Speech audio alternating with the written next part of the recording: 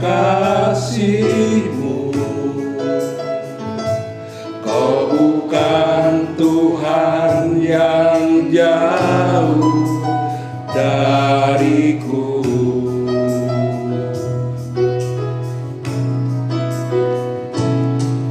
Ku panggil nama-Mu, ku dengar jawab-Mu. Kau Tuhan yang selalu dengar seruan hatiku.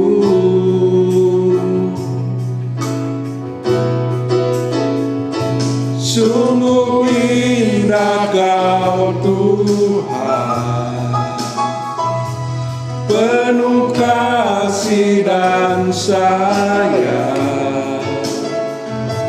Kau tempat penghiburan bagi setiap hati yang terluka.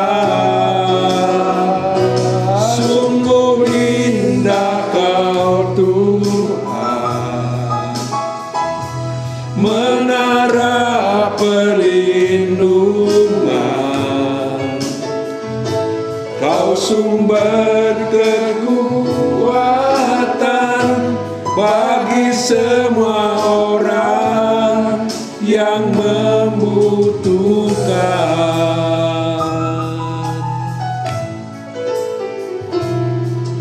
Ku cari wajah-Mu,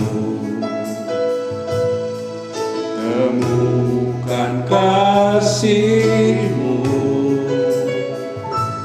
Kau bukan Tuhan yang jauh dariku.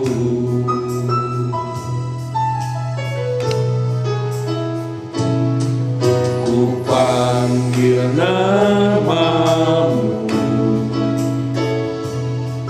ku dengar jawab-Mu.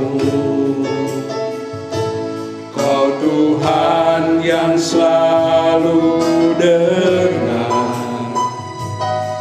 seruan hatiku.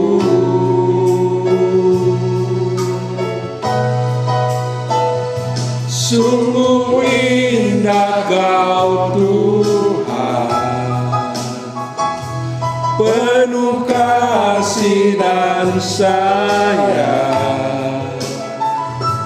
Kau tempat penghiburan bagi setiap hati yang terluka. Sungguh indah Kau Tuhan, menara perlindungan. Kau sumber kekuatan bagi semua orang yang membutuhkan. Sungguh indah Kau Tuhan, penuh kasih dan sayang. Kau tempat penghiburan bagi setiap hati yang terluka. Sungguh indah Kau Tuhan, menara perlindungan. Kau sumber kekuatan bagi semua orang yang membutuhkan. Sumber kekuatan, sumber kekuatan, sumber kekuatan, sumber kekuatan,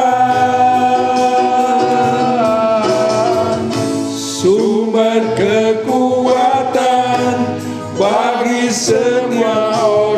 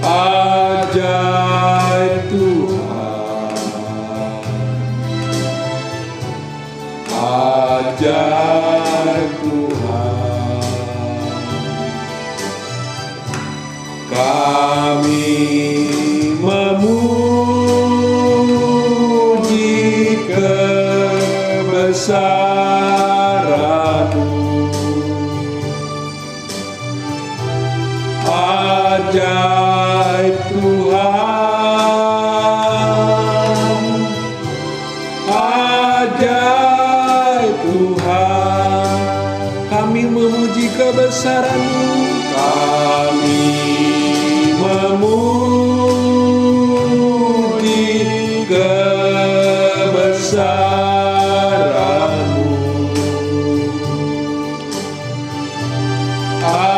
Ajaib Tuhan, haleluya. Ajaib Tuhan, kami memuji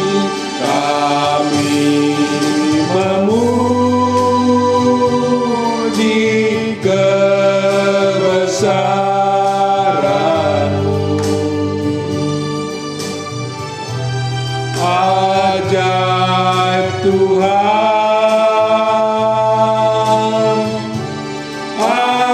ajaib Tuhan,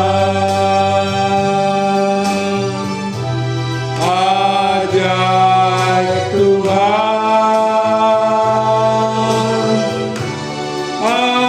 ajaib Tuhan, ajaib Tuhan,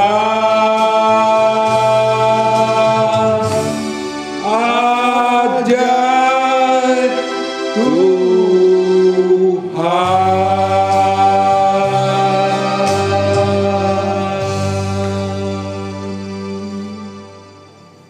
Selamat pagi, saudara-saudara yang kekasih di dalam Tuhan Yesus Kristus. Kita bersyukur, berterima kasih kalau pada pagi ini kembali kita bertemu walaupun hanya melalui media online.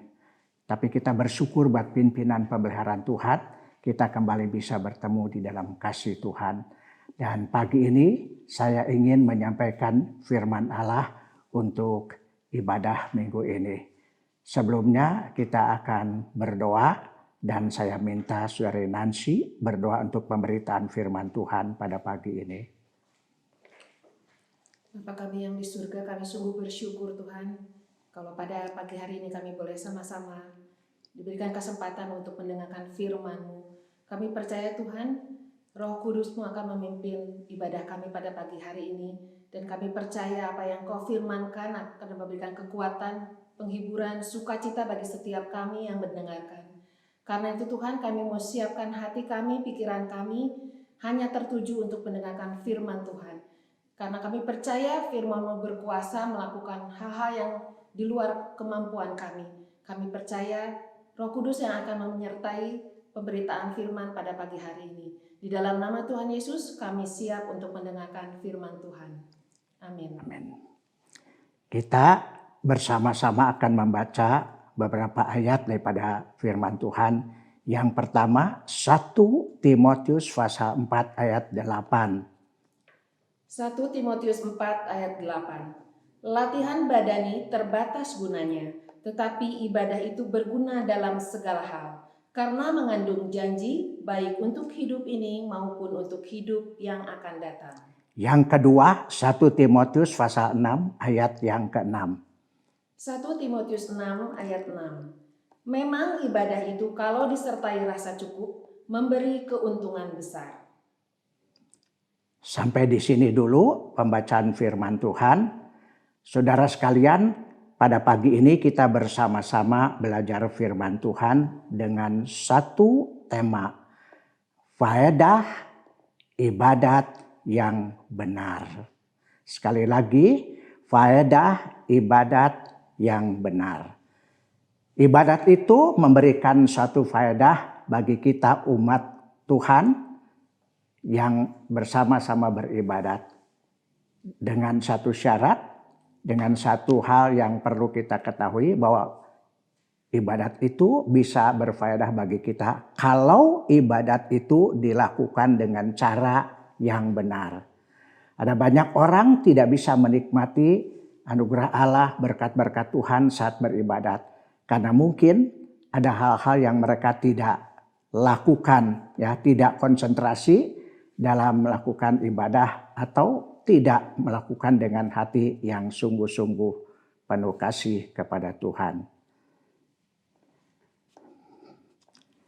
Bangsa Indonesia menyatakan bahwa dirinya adalah bangsa yang agamis, percaya kepada Allah.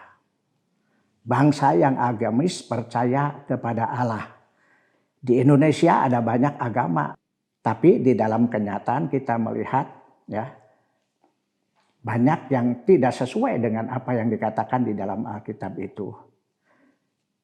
Sekarang ada satu pertanyaan yang nanti saudara juga bisa menjawab sendiri dengan kebutuhan iman saudara. Ya. Ibadat kepada siapa? Jadi kalau kita mengatakan kita beribadat, ibadat itu dilakukan kepada siapa dan untuk siapa. Ya.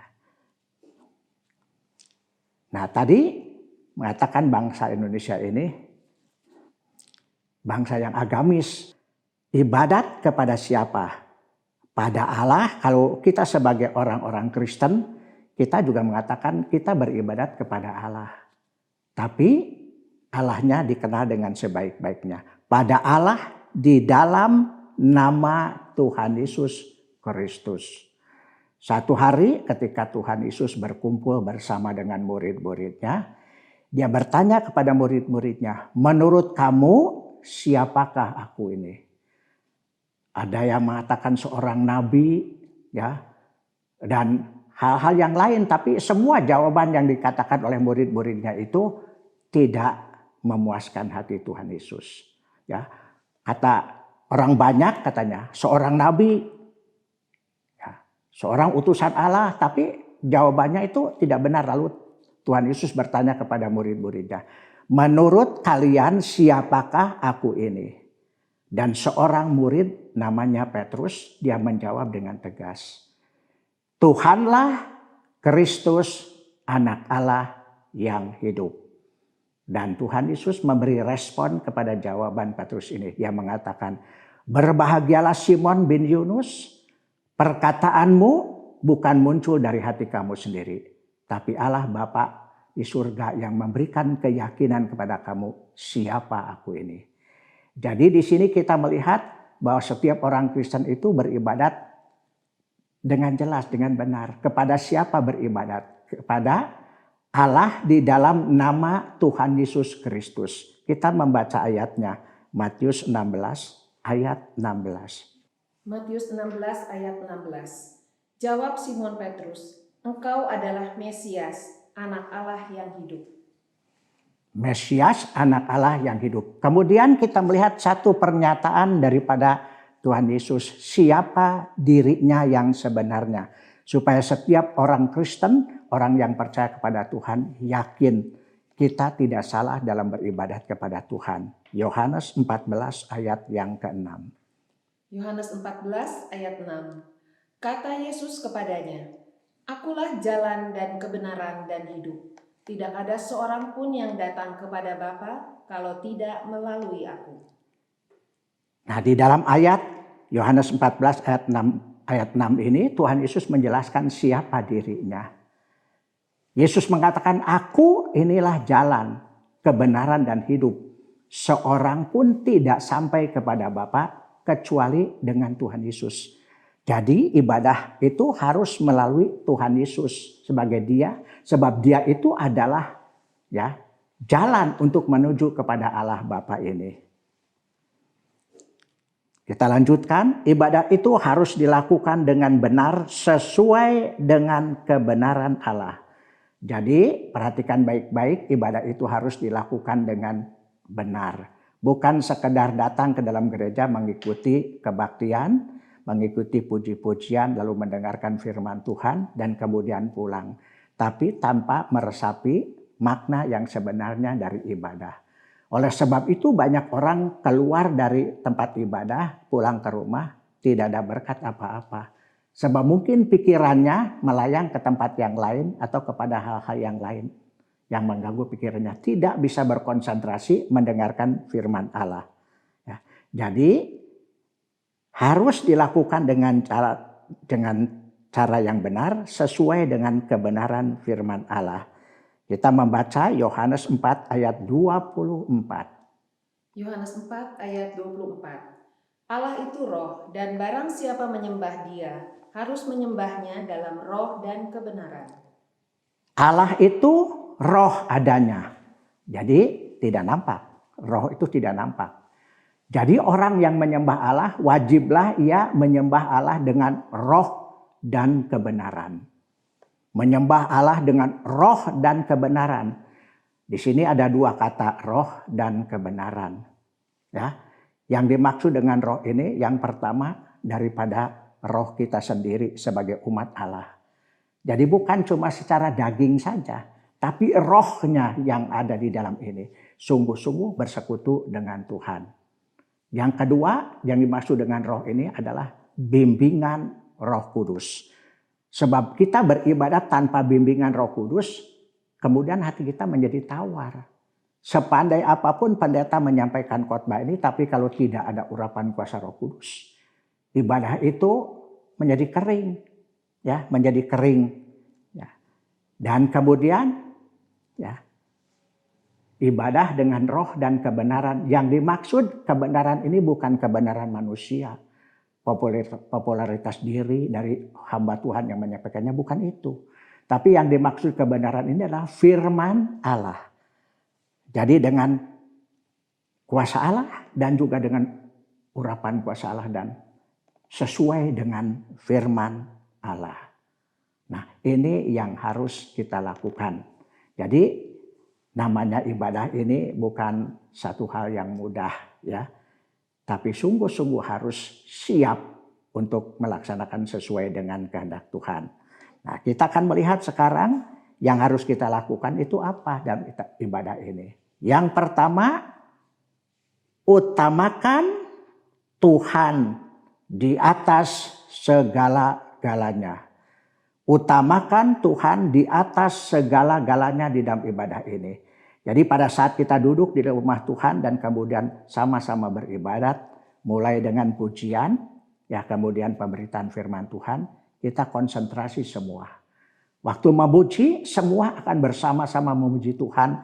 Dan pada saat kita mendengarkan firman Tuhan, kita konsentrasi, berdiam diri, mendengarkan apa yang disampaikan oleh hamba Tuhan sesuai dengan kehendak Tuhan. Kalau kita ngobrol pada saat beribadat dan kita pulang juga tidak akan mengerti tadi itu ngomong apa di gereja, itu pendeta itu cerita apa tidak tahu karena konsentrasinya terpecah dengan ngobrol, entah ngobrolnya apa. Dan itu yang harus kita lakukan secara disiplin, ya. Jadi utamakan Tuhan dan firman Tuhan di atas segala-galanya.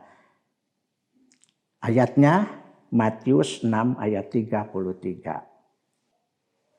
Matius 6 ayat 33. Tetapi carilah dahulu kerajaan Allah dan kebenarannya, maka semuanya itu akan ditambahkan kepadamu. Carilah dahulu, ya, kebenaran dan firman Allah ini. Cari dahulu itu. Bukan memikirkan hal yang lain-lain. Kalau kita konsentrasi ke sana, Tuhan memberkati, melimpahkan berkatnya kepada kita. Kemudian yang kedua, ibadah itu harus dilakukan dengan penuh kasih dan dengan tulus hati. Baik hamba Tuhan yang menyampaikan firman Tuhan, baik yang mendengarkan, itu semua menerima semua itu dengan hati yang tulus dan dengan kasih. Tidak ada motivasi yang lain. Kenapa saya berkata tidak ada motivasi yang lain? Sebab ada banyak hal-hal yang terjadi yang tidak pernah diduga. Orang ya datang ke gereja ada motivasi yang tidak benar. Jadi sungguh-sungguh harus dengan motivasi yang benar, penuh kasih dan dengan tulus hati. Kemudian yang berikutnya, ibadat yang kita lakukan harus melebihi ibadat orang Farisi. Ayatnya Matius pasal 5 ayatnya yang ke-20. Matius 5 ayat 20. Maka aku berkata kepadamu, jika hidup keagamaanmu tidak lebih benar daripada hidup keagamaan ahli-ahli Taurat dan orang-orang Farisi, sesungguhnya kamu tidak akan masuk ke dalam kerajaan surga. Nah, perhatikan baik-baik.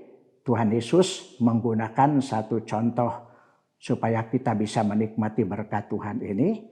Kita harus melakukan ibadah melebihi ibadah-ibadah orang Farisi. Siapakah orang Farisi ini? Itu tokoh-tokoh agama Yudaisme. Mereka mengetahui ayat-ayat firman Tuhan atau Taurat. Mengetahui, menghafal. Tapi di dalam kenyataan, dalam kehidupan sehari-hari ini, seringkali mereka tidak melaksanakan sesuai apa yang dikatakan firman Allah. Jadi mereka hidup di dalam keadaan yang munafik. Berpura-pura. Jadi kelihatan penampilannya seperti orang yang saleh, tetapi mereka tidak melakukan sesuai dengan apa yang dikatakan oleh firman Tuhan. Berulang kali beberapa orang-orang Farisi dan ahli Taurat ini datang kepada Tuhan Yesus untuk mencobai Tuhan Yesus. Untuk mencobai Tuhan Yesus, apa Tuhan Yesus itu mengerti Taurat atau tidak. Itu kehidupan ahli-ahli Taurat ini. Dan Tuhan seringkali memberikan jawaban kadang-kadang dengan perumpamaan, ya. Dengan perumpamaan orang yang biasa tidak mengerti. Langsung disampaikan kepada orang Farisi ini dan mereka kemudian bungkam. Mereka mengerti bahwa perumpamaan itu diberikan untuk menegur mereka yang sikapnya berpura-pura. Satu contoh, ya, satu contoh. Nanti saudara bisa membaca di dalam Lukas pasal 10 ayatnya yang ke-27. Ya. Lukas 10 ayat 27. Jawab orang itu, "Kasihilah Tuhan Allahmu dengan segenap hatimu dan dengan segenap jiwamu dan dengan segenap kekuatanmu dan dengan segenap akal budimu. Dan kasihilah sesamamu manusia seperti dirimu sendiri." Nah, orang Farisi datang kepada Tuhan Yesus. Di sini sepertinya bertanya, apa yang harus saya lakukan supaya saya beroleh hidup yang kekal di dalam surga? Dan Tuhan tidak berkata, ya, dan kemudian tidak menjelaskan harus begini-begini. Tapi dia kembalikan pertanyaan orang Farisi ini dengan satu jawaban kepada Tuhan Yesus. Apa yang ditulis di dalam hukum Taurat? Kenapa Tuhan berkata demikian? Karena Tuhan tahu, mereka itu tahu. Ya, tapi sengaja datang kepada Tuhan untuk mencobai Tuhan Yesus. Dengan catatan orang-orang Farisi ini mungkin ingin mempermalukan Tuhan Yesus kalau Tuhan Yesus tidak menjawab. Tetapi ketika Tuhan Yesus berkata kepada orang Farisi, apa yang dikatakan di dalam hukum Taurat? Dan dengan jelas kemudian orang Farisi mengatakan, melafalkan ayat itu dengan cepat. Kata Tuhan Yesus, lakukan semua itu. Niscaya kamu akan selamat. Dan bukan satu kali, dua kali, tapi sering kali Tuhan Yesus didatangi orang-orang Farisi ini hanya untuk mencobai Tuhan Yesus. Dan ini satu perbuatan yang dikatakan di dalam Alkitab itu munafik atau pura-pura.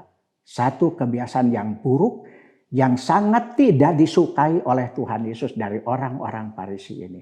Jadi Tuhan mengatakan kepada semua pengikut-pengikutnya, jikalau ibadatmu tidak melebihi ibadat orang Farisi, kamu tidak akan mewarisi kerajaan surga. Itu jawabannya daripada Tuhan Yesus. Jadi kita tidak bisa melakukan ibadat itu seperti orang Farisi berpura-pura atau bermegah diri. Saya tahu tapi tidak pernah melakukan dalam kehidupannya. Teruskan, bukan untuk popularitas diri atau kemegahan diri. Dan juga bukan untuk materi. Ya. Contohnya Yudas Iskariot. Dia menjadi murid Tuhan Yesus bersama dengan 11 murid yang lain. Sama-sama dikasih oleh Tuhan Yesus, sama-sama dididik dengan penuh kasih. Tapi Yudas Iskariot salah satu murid yang mempunyai motivasi yang benar. Dia memikirkan materi. Dia ingin kalau Tuhan Yesus menjadi raja orang Israel ini. Dia dengan harapan bisa menjadi menteri atau bendahara di dalam kerajaan Tuhan Yesus ini. Dan kemudian menjadi kaya. Itu motivasi yang tidak benar. Ya. Dan kita melihat Yudas Iskariot berakhir dengan satu kepahitan. Dia menjual gurunya dengan harga 30 keping perak. harga seorang budak. Dan kemudian ketika dia melihat apa yang dilakukan kepada Tuhan Yesus oleh orang Farisi dan ahli-ahli Taurat menghukum Tuhan Yesus, dia kecewa, kemudian pulang dan kemudian dia bunuh diri, menjadi sia-sia. Ya, bukan untuk popularitas diri atau kemegahan diri, dan juga bukan untuk mencari materi. Dan sekarang di zaman akhir ini tidak sedikit orang yang berdiri dan mengaku sebagai hamba Tuhan, tetapi di balik itu mereka memikirkan materi. Ada banyak gereja-gereja yang terpuruk karena materi. Terjadi persaingan di dalam gereja antara jemaat dengan jemaat karena masalah materi ini. Ada orang yang kecewa karena merasa tidak diperhatikan, ya, tapi orang lain diperhatikan, dan banyak hal-hal yang kemudian menjadi tidak baik, tidak memberikan damai sejahtera bagi jemaat yang beribadat karena motivasinya salah. Ya, kita membaca beberapa ayat dari Wahyu pasal 3 mulai ayat 14 sampai dengan 20. Itu satu contoh, satu gereja yang kaya raya sekali, tapi tidak ada Tuhan Yesus di dalamnya. Wahyu 3 ayat 14 sampai dengan 20. Kepada jemaat di Laodikia, dan tuliskanlah kepada malaikat jemaat di Laodikia, inilah firman dari Amin, saksi yang setia dan benar, permulaan dari ciptaan Allah. Aku tahu segala pekerjaanmu, engkau tidak dingin dan tidak panas. Alangkah baiknya jika engkau dingin atau panas. Jadi karena engkau suam-suam kuku dan tidak dingin atau panas, aku akan memuntahkan engkau dari mulutku. Karena engkau berkata, aku kaya dan aku telah memperkayakan diriku, dan aku tidak kekurangan apa-apa. Dan karena engkau tidak tahu bahwa engkau melarat dan malang, miskin, buta dan telanjang, maka aku menasihatkan engkau supaya engkau membeli daripadaku emas yang telah dimurnikan dalam api, agar engkau menjadi kaya, dan juga pakaian putih, supaya engkau memakainya agar jangan kelihatan ketelanjanganmu yang memalukan. Dan lagi minyak untuk melumas matamu, supaya engkau dapat melihat. Barang siapa kukasihi, ia kutegur dan kuhajar. Sebab itu relakanlah hatimu dan bertobatlah. Lihat, aku berdiri di muka pintu dan mengetok. Jikalau ada orang yang mendengar suaraku dan membukakan pintu, aku akan masuk mendapatkannya, dan aku makan bersama-sama dengan dia, dan ia bersama-sama dengan aku. Kita melihat satu contoh yang indah. Ini adalah berita firman Tuhan yang diberikan oleh Tuhan kepada seorang muridnya, yaitu Yohanes, yang pada saat itu dia berada di satu tempat pengasingan di Pulau Patmos. Tuhan memberikan kepada Yohanes ini penglihatan mengenai 7 gereja yang ada di Asia pada zaman itu. Dari 7 gereja ini, ya, hanya satu yang berkenan, yaitu gereja Philadelphia. Gereja itu tidak kaya raya, tapi berusaha dengan sungguh-sungguh sampai mereka mendapatkan orang-orang yang sesat dan menyesatkan di dalam gereja ini. Itu gereja Philadelphia. Tapi ada satu gereja yang kaya raya secara materi, dan gereja ini sampai berani mengatakan, kami kaya, kami tidak kekurangan suatu apapun. Tapi Tuhan menjawab, kamu miskin, kamu buta, dan kamu bertelanjang. Dan salah satu yang sangat menyakitkan, gereja ini menyingkirkan Tuhan dari gereja. Di dalam ayat 20 Tuhan mengatakan, tengok, aku berdiri di muka pintu sambil mengetuk pintu. Siapa yang membukakan pintu, aku masuk ke dalamnya, tinggal bersama dengan dia, makan bersama dengan dia. Yesus tersingkir dari gereja, sehingga dia berada di luar gereja. Ya, karena yang dicari sekarang bukan Tuhan Yesus, tapi materi. Dan ini salah satu yang seringkali tidak disadari oleh gereja Tuhan di dunia ini. Banyak mereka bersaingan dengan materi dan kemudian tidak menyadari bahwa mereka kehilangan berkat yang luar biasa, yaitu Tuhan tersingkir dari gerejanya. Satu hari saya pernah diundang berkhotbah di satu gereja. Itu kali pertama saya diundang berkhotbah di gereja itu. Saya duduk di depan sekali. Dan pada saat masih dalam puji-pujian, tiba-tiba saya merasakan Jantung saya atau dada sebelah kiri saya menyesak. Lalu ada keringat dingin keluar deras sekali sampai punggung saya basah semua. Dan saya tidak menyadari apa yang sedang terjadi ini. Saya berpikir celaka ini. Saya di rumah orang menderita seperti ini, kalau sampai pingsan dan terjadi sesuatu sangat mempermalukan. Tapi saya diam, ya. Dan kemudian puji-pujian selesai, saya naik ke mimbar dan berkhotbah. Dan pada saat saya berkhotbah, seumur hidup saya melayani pekerjaan Tuhan, baru pertama kali itu berkhotbah seperti tidak ada berkat sama sekali, ya. Tidak ada berkat, suam sekali rasanya. Dan itu baru pertama kali saya alami selama melayani ini. Dan selesai kebaktian saya pulang. Dan heran waktu saya keluar dari gereja badan saya biasa seperti tidak apa-apa. Dan bulan berikutnya gereja itu kembali meminta saya berkhotbah. Dan kali yang kedua ini kembali saya merasakan yang sama. Dada sebelah kiri atau jantung ini merasa sesak. Tapi kali ini kemudian saya tunduk kepala, saya berdoa kepada Tuhan. Saya berdoa kepada Tuhan, kata saya, Tuhan nyatakan kuasa-Mu. Ada apa sebenarnya dengan gereja ini? Mengapa gereja ini begitu suam tidak ada berkat saat beribadat ini? Dan Tuhan menjawab dengan satu kata. Gereja ini bermasalah. Jadi ada masalah yang tersembunyi yang saya tidak ketahui dan kemudian mempengaruhi seluruh gereja ini sehingga tidak ada berkat. Dalam hati saya nanti selesai ibadah biasanya saya diajak ke kantor minum dulu dan saya akan bertanya ada masalah apa yang terjadi dengan gereja ini.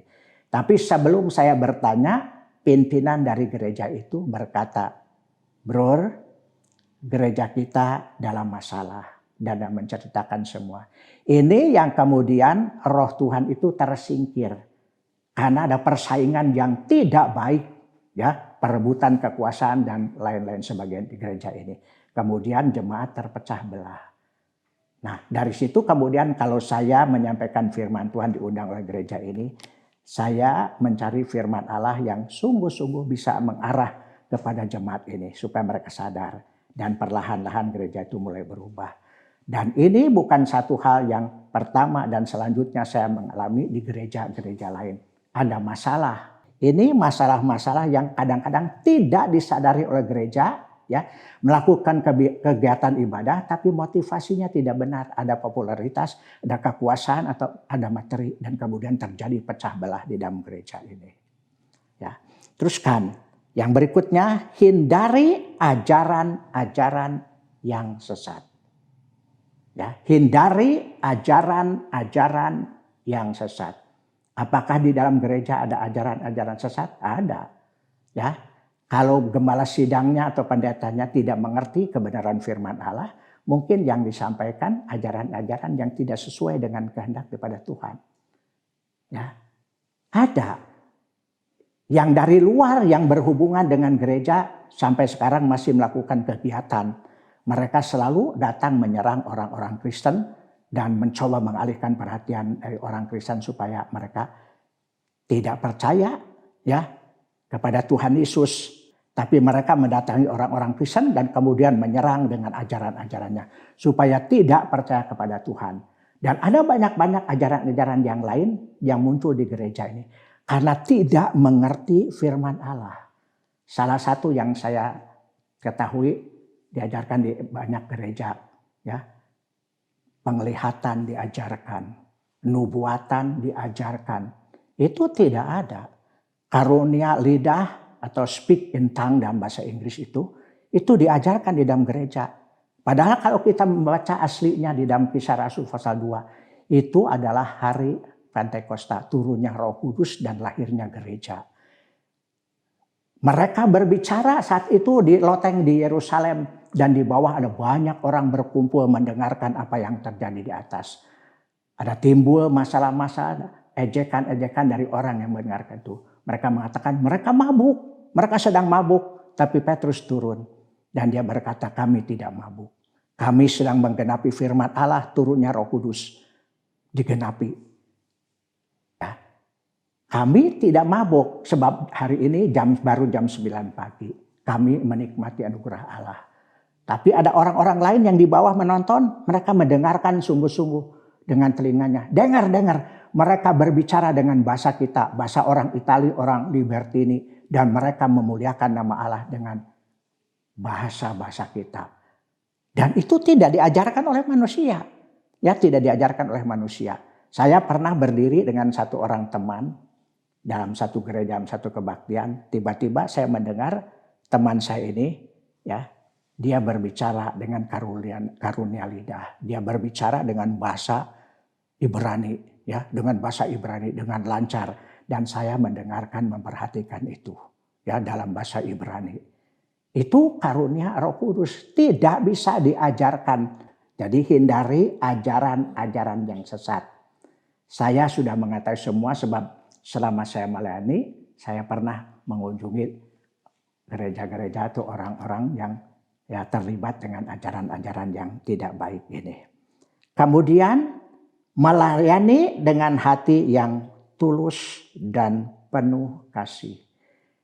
Melayani dengan hati yang tulus dan kasih. Jadi ini berbicara untuk orang yang melayani, membimbing jemaat. Baik itu gembala sidang, baik itu pelayan-pelayan Injil, majelis gereja punya tanggung jawab membimbing umat dalam memberitakan kebenaran firman Allah. Dan harus melakukan itu dengan kasih.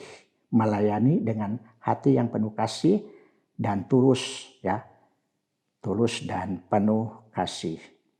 Nah, ada syarat-syarat yang sudah ditentukan oleh firman Allah. Kalau orang ingin menjadi seorang gembala sidang atau pemimpin dalam gereja, itu ada syarat yang harus dipenuhi orang itu. Yang pertama adalah panggilan Tuhan.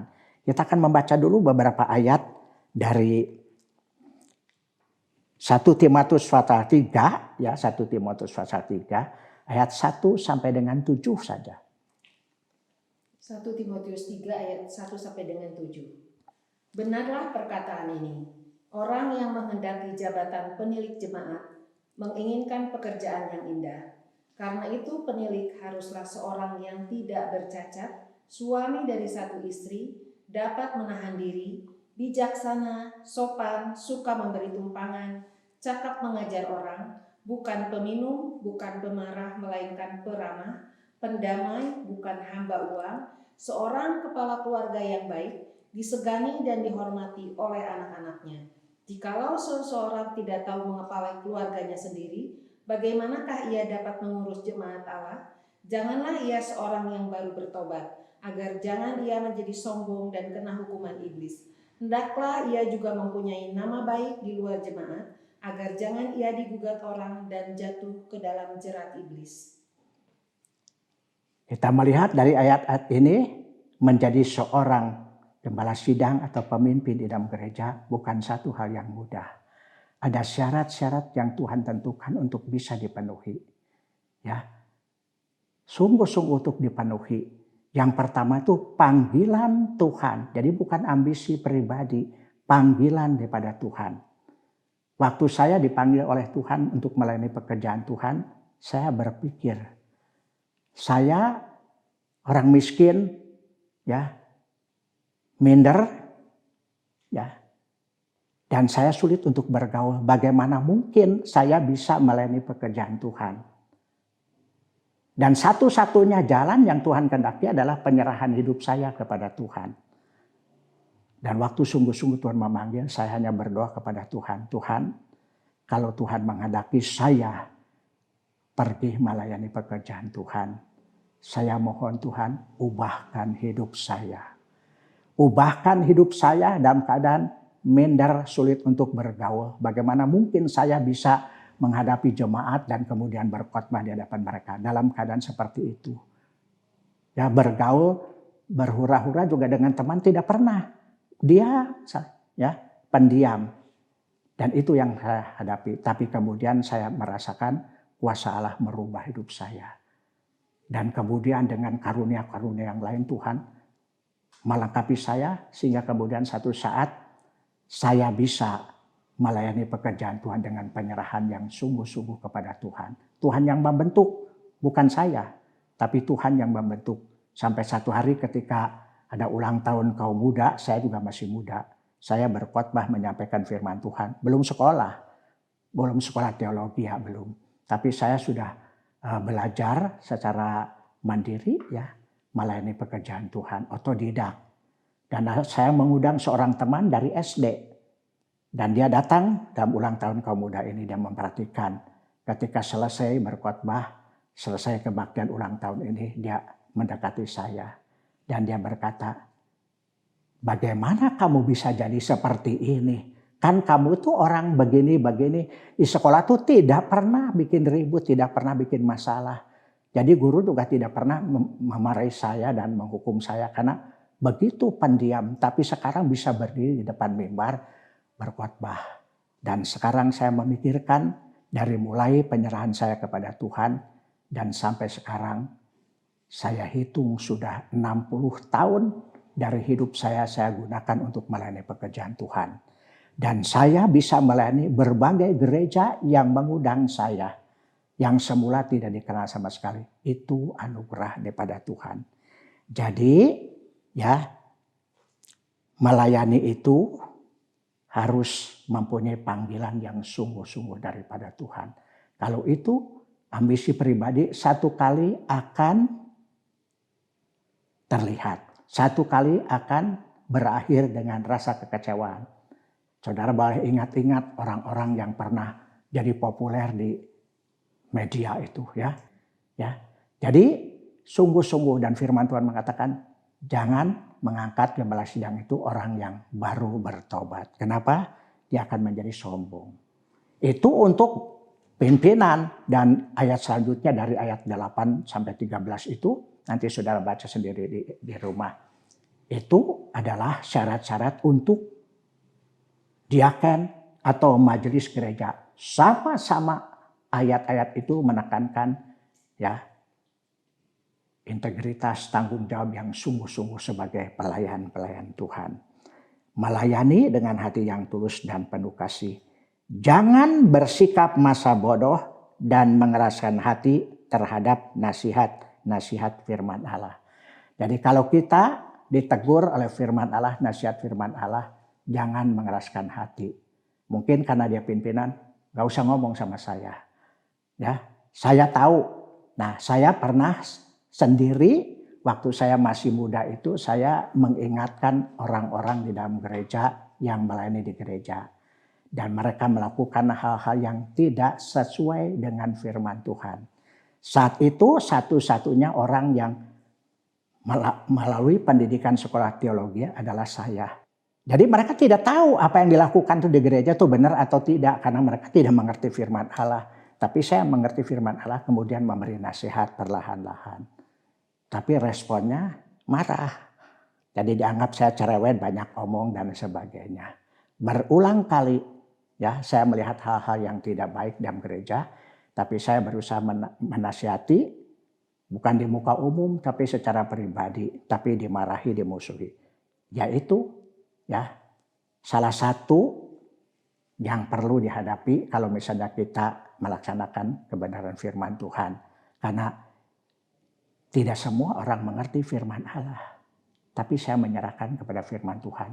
Saya tidak membalas kemarahan, kebencian dengan kebencian, tidak. Sebab firman Tuhan sudah mengajar. Jangan membalas kejahatan dengan kejahatan. Kalahkan kejahatan dengan kebaikan. Itu yang Tuhan ajarkan kepada saya. Jadi saya berdoa, Tuhan tolong.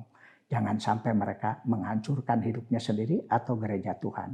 Kalau mereka tidak mau menurut, ya firman Tuhan sudah disampaikan. Dan tanggung jawabnya bukan saya. Tanggung jawabnya adalah mereka kepada Tuhan.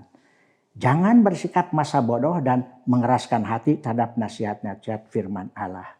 Ibrani pasal 3 ayat 15. Ibrani 3 ayat 15. Tetapi apabila pernah dikatakan, pada hari ini jika kamu mendengar suaranya, janganlah keraskan hatimu seperti dalam kegelaman.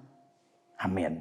Jikalau pada hari ini kamu mendengar suara Roh Kudus, jangan keraskan hatimu. Jadi kalau kita mengeraskan hati kita dan tidak peduli dengan nasihat orang lain ini, ya berakhir dengan satu kepahitan, tidak bisa menyalahkan orang lain karena dia yang sudah melakukan itu. Dan saya melihat hal-hal yang seperti ini sering terjadi di dalam kehidupan orang Kristen. Jadi kalau kita beribadah, ada hal yang tidak baik, dinasihati, kita dengar nasihat orang. Peduli dengan saat itu dan berusaha memohon pertolongan Tuhan untuk mengubahkan hidup saya.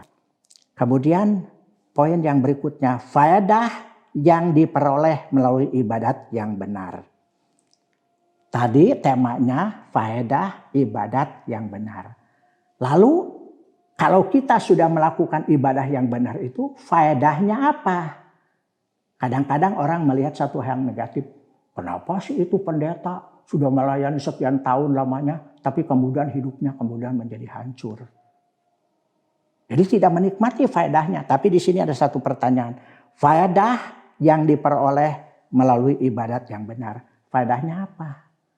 Ya, faedahnya apa? Ada faedahnya. Seperti tadi dituliskan oleh firman Tuhan.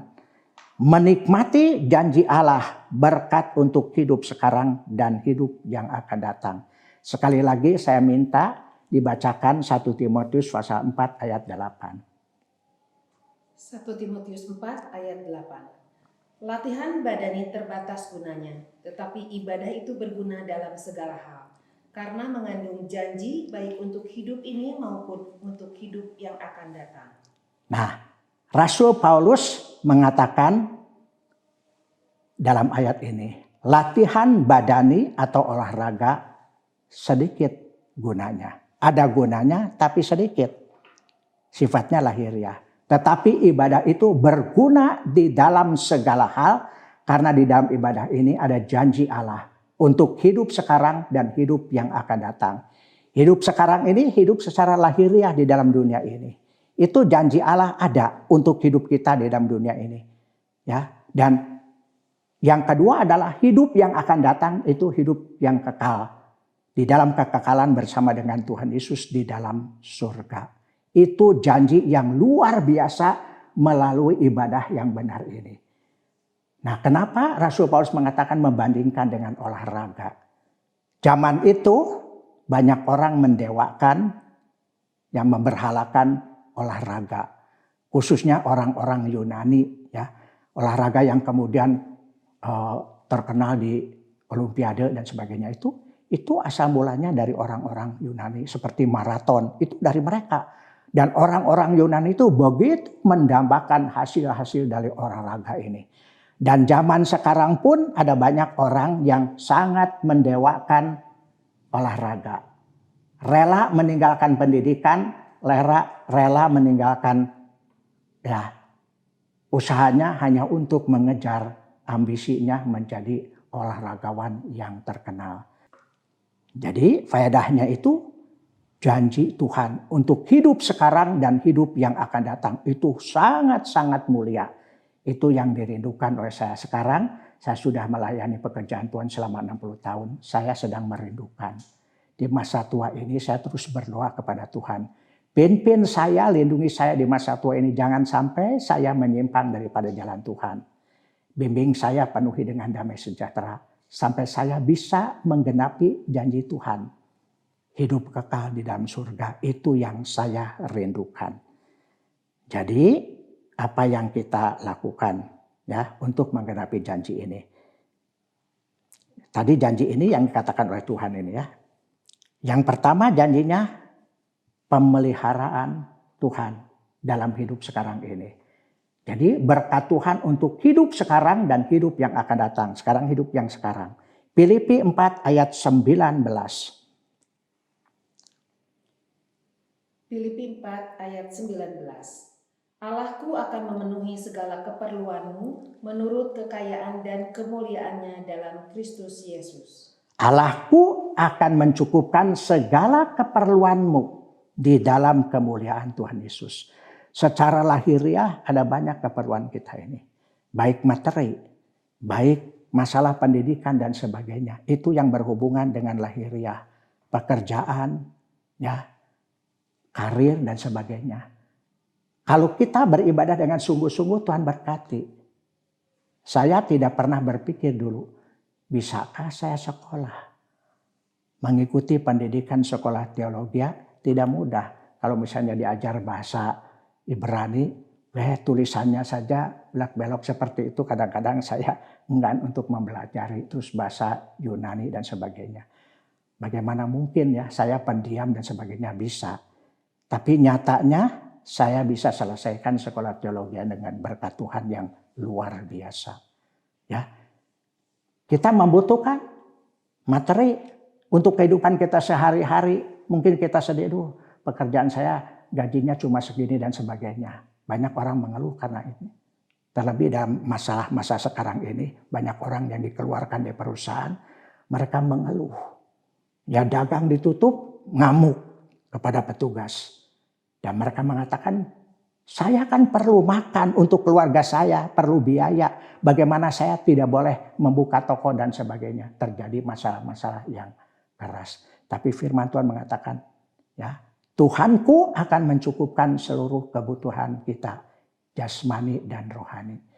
Kehidupan jasmani dan kehidupan yang kekal di dalam surga. Ya, saya merasakan dari kecil, ya, saya sudah kehilangan orang tua. Saya banyak menderita. Ya. Kalau saya sekolah saja di SD, sekolahnya di SD Balong Gede. Dari Gang Luna jalan kaki cukup kira-kira 1,5 kilometer jaraknya. Masih kecil jalan kaki sendiri, tidak ada yang nganter kadang-kadang.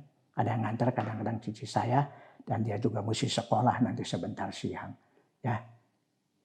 Saya jalan ke sana, kadang-kadang dikasih uang jajan sama mama saya cuma seketip. Kalau saya beli es, ya sudah cuma itu. Kalau saya pengen kerupuk, beli kerupuk satu ya seketip, ya sudah tidak bisa jajan lagi. Sampai pernah satu kali pulang sekolah, pengen minum saya itu di jalan. Dan saya lihat di sana ada tukang dagang sirup gitu. Saya mendekati bapak tukang sirup, Pak, nyuhunkeun cai hoyong ngaleut. Saya pakai bahasa Sunda. Minta air untuk minum dan bapak itu mangga. Dia ambil air dan kemudian memberikan kepada saya segelas air dan saya minum. Saya berterima kasih nuhun mang. Lain kali saya berjalan juga siang pulang sekolah di satu tempat di Jalan Keutamaan Istri sana. Saya nyebrang dari Balong Gede terus ke jalan itu Rehensweg zaman Belanda itu ya. Yang ada gereja Rehoboth, saya masuk ke Keutamaan Istri. Saya pengen minum dan di sana saya melihat di pintu satu rumah ini ada gentong dengan ya gayungnya dari tempurung kelapa ini. Saya datang ke gentong ini kemudian ngambil air dari sana dan minum. Saya bersyukur. Saya mengalami itu. Tapi saya tidak berkecil hati dengan keadaan seperti itu kemudian bersungut-sungut kepada Tuhan kenapa saya begini-begini. Dari kecil saya mengatasi ini dengan perjuangan. Umur 10 saya menjadi buruh pembungkus mie. Ya seperti mie telur. Dulu disebutnya mie telur. Sekarang seperti Indomie dan sebagainya. Upahnya 1 sen 1 mie ini. Waktu pertama membungkus sulit. Tapi setelah lama saya melakukan kegiatan ini. Saya bisa bekerja dengan cepat membungkus mie ini. Kadang-kadang satu hari saya bisa mengumpulkan 400 bungkus sampai 500 bungkus. Jadi lumayan gitu ya. 100 bungkus kan Rp1. Jadi kalau 500 bungkus Rp5. Saya kemudian ambil 2 minggu sekali dan saya gunakan untuk keperluan. Jadi saya tidak membebani ibu saya yang memang tidak bisa berusaha mencari nafkah ya. Tergantung anak-anak itu. Jadi saya tidak membebani. Dan saya melihat luar biasa karya daripada Tuhan. Sampai sekarang sudah tua ini, saya tidak pernah lupa bimbingan Tuhan. Dan sampai saya bisa melayani pekerjaan Tuhan. Tuhan pelihara dan Tuhan cukupkan apa yang menjadi kebutuhan hidup saya sehari-hari. Tidak pernah meminta, mengeluh kepada gereja, memaksa kepada gereja untuk mencukupi kebutuhan saya. Tidak pernah, sebab saya sudah berjanji. Saya hanya bisa berharap kepada Tuhan. Ditawari di satu gereja ketika saya melayani, gembala sidangnya berkata, San, ya ini sudah lama di sini. Kita nggak tahu kebutuhannya apa. ngomong, minta sama gereja. Kata saya dengan jawaban, terima kasih Tante. Gembala sidangnya sudah meninggal, jadi dilanjutkan dengan istrinya. Saya hanya ingin menerima daripada Tuhan, tidak akan meminta kepada manusia. Sebab saya sadar kalau minta kepada manusia nanti satu kali akan membawa satu akibat yang buruk. Ya, bisa jadi omongan orang, jadi kebencian orang dan sebagainya. Tidak. Ada satu jemaat orang kaya. Waktu saya berkunjung kepada orang ini, dia berkata kepada saya, dia pikir saya memang orang gak mampu. Dia berkata, San, kalau ada keperluan, ya, tolong ngomong sama saya, minta. Nanti saya berusaha untuk memberikan itu. Saya jawab kepada dia, maaf ya, beda umurnya dengan saya kira-kira 30 tahun orang ini. Kata saya, maaf ya ya, saya sudah belajar dari Tuhan untuk tidak minta kepada orang. Saya hanya menerima apa yang Tuhan berikan kepada saya. Itu yang saya lakukan selama ini, saya melayani pekerjaan Tuhan. Dan Tuhan memelihara sampai usia tua ini. Tuhan memberikan rumah tinggal, memberikan ya untuk kebutuhan hidup saya sehari-hari, sampai sekarang Tuhan pelihara saya. Dan berikutnya, ya tadi harapan saya untuk beroleh hidup kekal. Yang kedua, perlindungan Tuhan. Matius 28 ayat 20. Ini janji Tuhan. Matius 28 ayat 20. Dan ketahuilah, aku menyertai kamu senantiasa sampai kepada akhir zaman. Sebelum Tuhan Yesus naik ke surga, Tuhan Yesus berkumpul dengan murid-muridnya. Dan Tuhan menyatakan janjinya kepada murid-muridnya, aku akan menyertai kamu sampai kesudahan alam. Itu yang janji adalah Tuhan sendiri. Menyertai kamu sampai kesudahan alam. Dan Tuhan memelihara murid-muridnya. Jadi saya yakin ya ini Tuhan menjanjikan akan memberikan perlindungan kepada orang yang sungguh-sungguh mengasihi Tuhan, percaya kepada Tuhan, beribadat dengan benar. Dan saya merasakan itu, pimpinan pemeliharaan Tuhan. Dibenci, dicoba diperlakukan dengan cara yang tidak baik. Tapi saya tinggal tenang saja dalam pemeliharaan Tuhan. Ya, sampai sekarang ini, saya tidak menyangka bahwa saya bisa mencapai usia menggenapi Mazmur 90 ayat 10. Adapun umur manusia 70 tahun. Kalau kuat sekali 80 tahun, selebihnya adalah kemerosotan. Jadi setelah 80 tahun mulai berkurang merosot karena masa tua ini. Saya bisa menggenapi Mazmur ini. Dulu waktu kakak saya 2 laki-laki, mereka meninggal masih muda, umur 55 dan kakak saya yang paling besar umurnya 52 tahun meninggal dunia. Saya mulai berpikir, saya sudah mendekati umur 50, saya siap-siap. Barangkali saya dipanggil pulang oleh Tuhan seperti kakak saya ini. Tapi yang luar biasa sampai sekarang, saya bisa mencapai 80 tahun. Dan saya bisa menggunakan separuh hidup saya ini, ya 60 tahun untuk melayani pekerjaan Tuhan. Itu adalah anugerah Allah. Bukan usaha saya, tapi itu anugerah Allah. Dan saya bersyukur saat saya di sekolah teologi, diundang gereja-gereja mana-mana. Di sekolah teologi sangat disayangi oleh guru-guru saya. Ya, dan karena dia mengetahui dan menasihatkan kepada saya, kamu dipanggil oleh Tuhan, kamu harus sungguh-sungguh berserah kepada Tuhan. Poin yang terakhir, apa yang harus kita lakukan? Jadi dengar baik-baik, bukan cuma mendengar ini, tapi kita mesti bertindak. Setelah mendengarkan firman Tuhan, kita introspeksi ke dalam diri kita sendiri, ya, dan lakukan apa yang harus kita lakukan sesuai dengan kehendak Tuhan. Lakukan ibadah kita pada Tuhan dengan benar, sesuai dengan firman Tuhan, dan berhubungan dengan bimbingan Roh Kudus. Roma 12 ayat 1 dan 2. Roma 12 ayat 1 dan 2. Karena itu saudara-saudara, demi kemurahan Allah aku menasihatkan kamu, supaya kamu mempersembahkan tubuhmu sebagai persembahan yang hidup, yang kudus dan yang berkenan kepada Allah. Itu adalah ibadahmu yang sejati.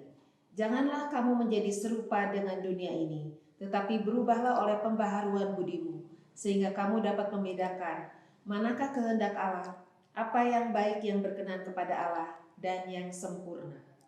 Lakukan ibadat kita kepada Tuhan dengan benar, sesuai dengan firman Tuhan. Tadi ayatnya sudah dibaca, satu penyerahan yang sungguh-sungguh kepada Tuhan, dan kemudian ayat yang kedua dari Roma 12. Jangan mengikuti teladan dunia. Kalau sudah melihat ada banyak gereja mengikuti teladan dunia, popularitas dan sebagainya. Kita hindarkan semua itu. Kemudian Yohanes 16 ayat 13. Yohanes 16 ayat 13. Tetapi apabila ia datang, yaitu roh kebenaran, ia akan memimpin kamu ke dalam seluruh kebenaran. Sebab ia tidak akan berkata-kata dari dirinya sendiri, tetapi segala sesuatu yang didengarnya, itulah yang akan dikatakannya. Dan ia akan memberitakan kepadamu hal-hal yang akan datang.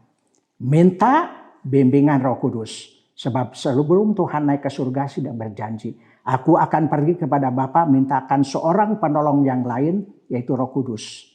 Parakletos dalam bahasa Yunani. Ya. Dia yang akan memimpin kamu kepada segala kebenaran. Kemampuan kita tidak bisa, tapi Roh Kudus akan memimpin kita kepada segala jalan kebenaran.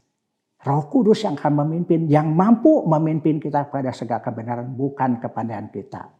Ya, bukan kemampuan kita. Kemudian Kisah Rasul 1 ayat 8. Kisah Rasul 1 ayat 8. Tetapi kamu akan menerima kuasa kalau Roh Kudus turun ke atas kamu, dan kamu akan menjadi saksiku di Yerusalem dan di seluruh Yudea dan Samaria dan sampai ke ujung bumi. Ya, itu perintah daripada Tuhan. Ya, Roh Kudus akan memberikan kepada kita kekuatan, kemampuan, ya, untuk melaksanakan tugas tanggung jawabnya di dalam dunia ini.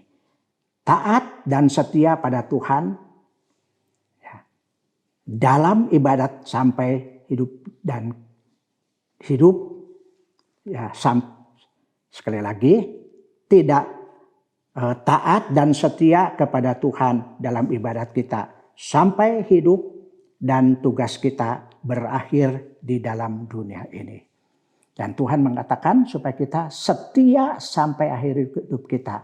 Matius 24 ayat 13. Matius 24 ayat 13. Tetapi orang yang bertahan sampai pada kesudahannya akan selamat.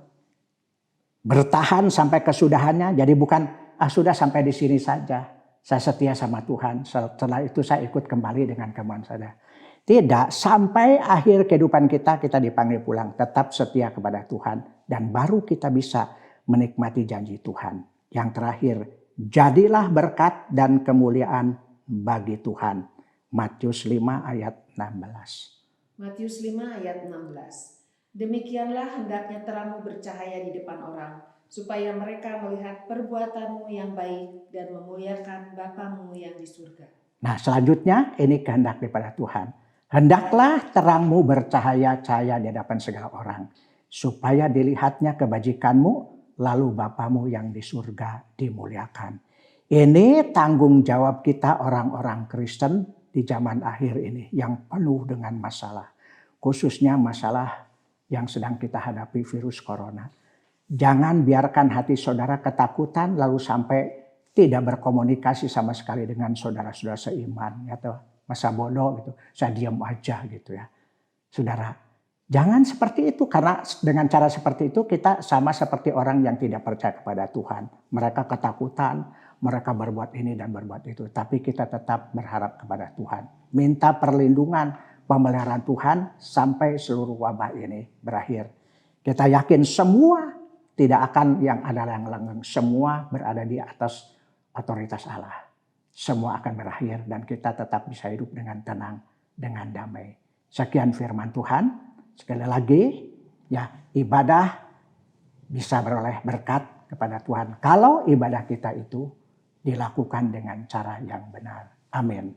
Kita berdoa. Bapa kami yang ada di dalam surga, Bapa yang kami sembah di dalam nama Tuhan Yesus Kristus. Firman-Mu sudah disampaikan oleh hamba-Mu dengan penuh kekurangan. Namun hamba-Mu berdoa mohon supaya kuasa Roh Kudus akan menyempurnakan firman Allah ini dan memeteraikan di dalam hati kami sekalian.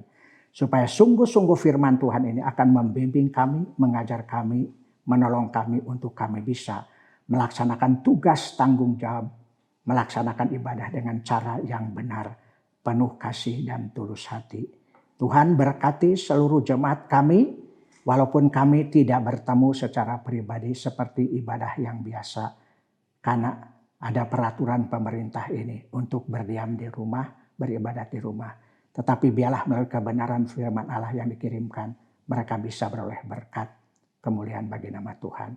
Kami serahkan seluruh jemaat kami yang ada di Gereja Bethesda di pusat Taman Kopo, mulai anak-anak sekolah minggu, remaja, kaum muda, jemaat dewasa dan kebaktian umum, dan jemaat yang sudah lanjut usia, baik yang masih hadir dalam ibadah juga yang tidak sempat hadir karena fisik yang lemah, kami serahkan dalam pimpinan pemeliharaan Tuhan. Pengerja-pengerjamu ya Tuhan, majelis gereja bersama keluarganya, aktivis gereja bersama keluarganya, pengurus-pengurus komisi, guru-guru sekolah minggu, koordinator yang ditempatkan Taman Kopo, dan juga pelayan-pelayan Injilmu. Berkati mereka, pimpin, pelihara, lindungi pada saat kami menghadapi wabah yang menakutkan ini. Ajar kepada kami tetap bersandar berharap kepada Tuhan. Terima kasih ya Tuhan. Kami akan mengakhiri ibadah kami. Sekali lagi kami menyerahkan seluruh jemaat kami di pusat Taman Kopo sepanjang hari ini. Bungkus mereka dalam kuasa darah Tuhan yang suci dan Maha Kudus. Pagari dengan malaikat-malaikat Tuhan. Lindungi dari mara bahaya, celaka, penyakit, kejahatan, dan orang-orang berniat jahat. Di dalam nama Yesus Kristus Tuhan dan Juru Selamat kami hidup, hamba sudah berdoa dan ucapan syukur. Haleluya, haleluya, amin.